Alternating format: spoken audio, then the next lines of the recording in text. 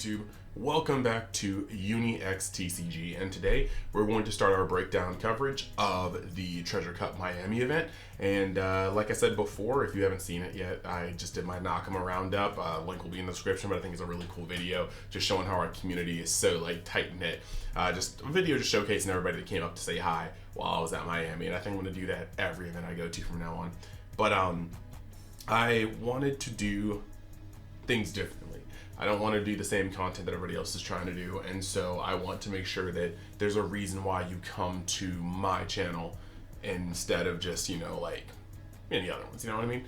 Like, we're all doing our thing, but, you know, if you're not trying to excel and be the best you can be, then I don't know why you're trying at all. So, when it comes to that, I would like to break down the top cut list in a little bit of a different way. I want to see the trends and the similarities between the decks that did make it the distance. So instead of just having one video where we go over the top 16, I'm gonna break it down to the different lists that made the top 16. So today is Luffy. And if you want to leave it in the comments, you can go down and let me know which one you like to see. We'll leave the decks that made top 16.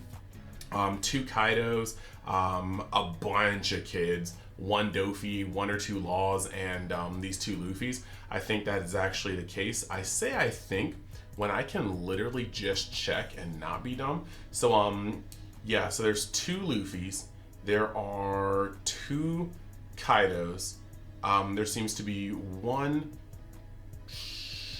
Luffys, 2 Kaidos, 1 Doflamingo, so that's 5. There seems to be 2 Lost, that's 7, and that would make a total of what, 9 kids if I'm not mistaken. Yeah, like we got 1, 2, 3, 4, 5, 6, 7, yeah. So there's a lot of Laws here.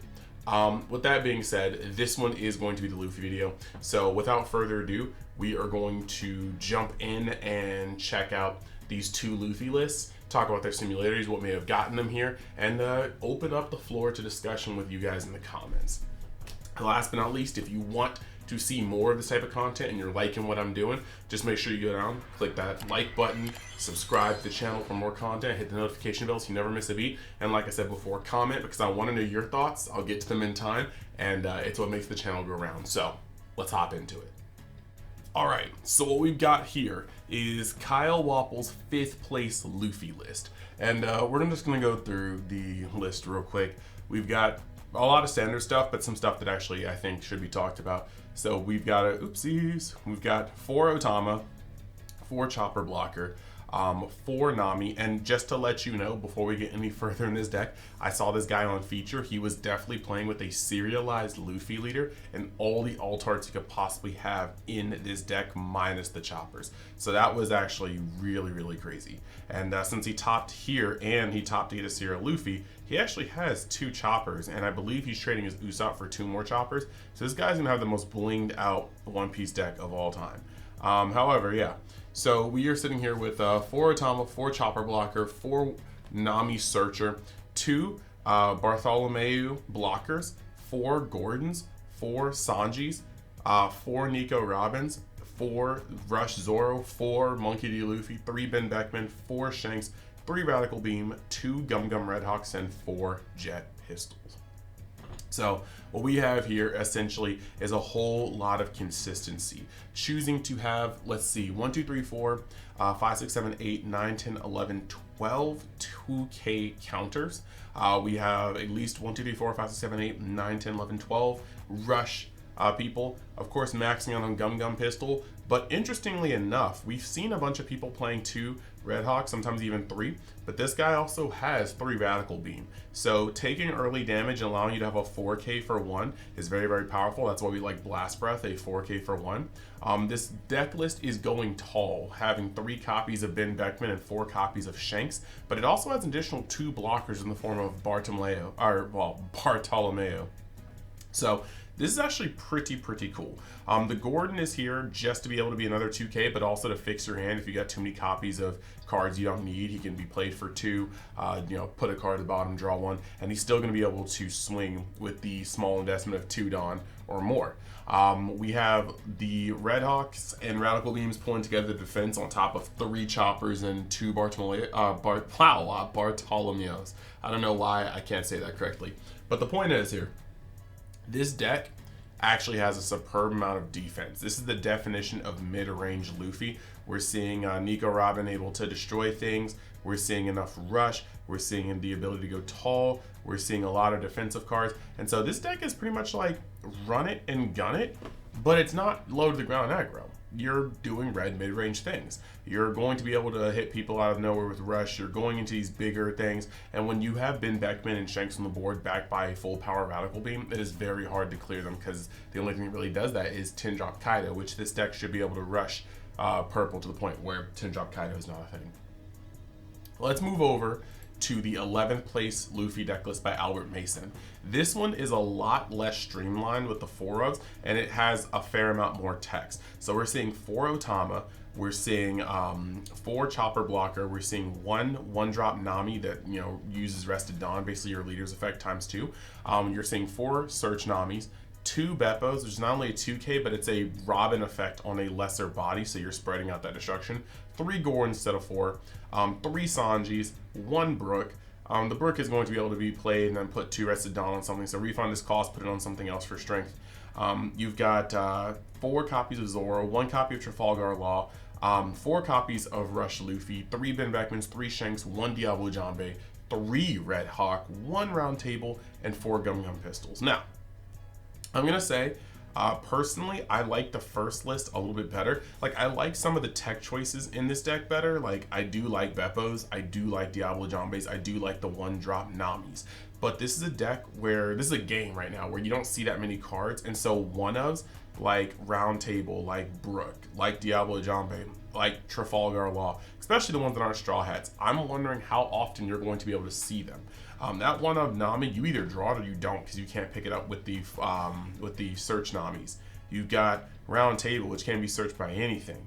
You've got Trafalgar Law, which can be searched by anything. So when you're only playing these 1-ofs, I don't know exactly how stable you can consider seeing them. Now, granted, this did get into the top 16, but we also know that set 1 One Piece is a game of heavy variance. So this is kind of something that's interesting.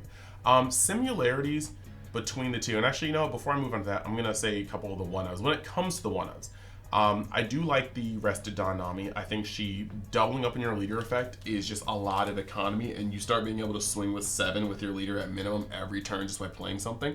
I really do like that, but you also enable your Beppos and your Robins. Going over to the 2 Beppos, I like being able to, like, Robin is one of the most influential cards in the deck, so having Beppos in there not only ups your 2K counter, but it's going to allow you to double down on that effect. Even if it doesn't swing as hard as Robin, it's still good. The 1 Brook, not really that much of a fan of. Like, you play it for 2, it gives 2 Dawn, and then it's a body, so it's momentum-wise, but I think there's better 2-drops than you played, but don't at me. Law, I like, but again, at 1, not searchable. It's like if you see him, you see him. If you don't, you don't, and I'm not really a fan of that. 3 Shanks, I think 3 is a good number. 4 can be played, 3 is a good number. Diablo Jambe, personally, I like playing it at 2 because at 1, I feel like I keep finding it with Nami and they're just being better targets, or I just see it and that's that. But I like 2, but of course in red mirrors it suffers. Round Table at 1, once again, I actually don't like Round Table. It takes 4 of your Dawn and they can't have blockers for what you're about to swing. Like, if you have 8-drop Kid but 2 blockers and there's only 2 attacks on board, Round Table isn't getting to that Kid unless you have a Robin or a Beppo already on board. So with it being at 1, not really being able to reliably see it, and have to be in the right field, I just don't like Round Table at 1. Before Gum Gum Pistols is pretty good. So looking at these things, right? Both these lists do contain some similarities, right? They have 4 Otamas, they both have 4 Choppers, they both have, of course, 4 Namis, one of the best cards in the deck. 4 Robin, one of the best cards in the deck. 4 Zoro, 4 Luffy, so you have the rush factor. 3 Ben Beckman, and they both max out on jet pistol. So you have these similarities that show that like these are just like pretty much red staple. You also have 3 to 4 Shanks, that seems pretty good. 2 to 3 Red Hawk, that's pretty good. Now the main shift is the extra card lineup, where this deck chose to go an extra Red Hawk, 1 Round Table, and 1 Diablo Jambe. The first deck with Kyle chose to just go 3 Radical Beam.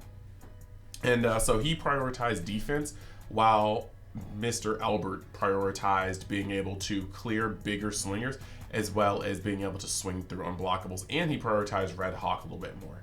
When it comes to the techs, the Brook, the 1-drop Nami, the Trafalgar Law, in this case, Kyle rather favored consistency. 2 additional blockers, an additional Gordon, the Shanks, so you can kind of see where these guys kind of go through.